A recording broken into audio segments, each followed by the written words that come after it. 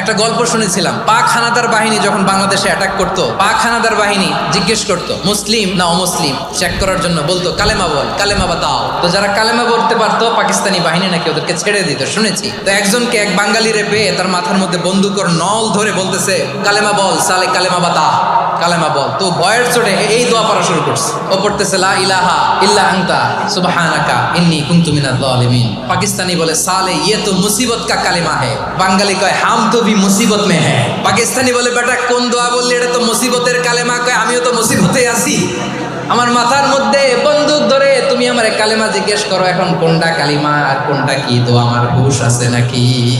লা ইলাহা ইল্লা আনতা সুবহানাকা ইন্নী কুনতু মিনাজ জালিমিন। বিশ্বনবী বললেন দেয়ালে পিঠ থেকে গেলে, চোখে মুখে অন্ধকার, বাঁচার কোনো উপায় নাই, তখন এই দোয়াটা পড়তে হবে। এই দোয়া পড়ে আল্লাহর কাছে ফরিয়াদ করলে বিপদ মুক্ত করবেন কে?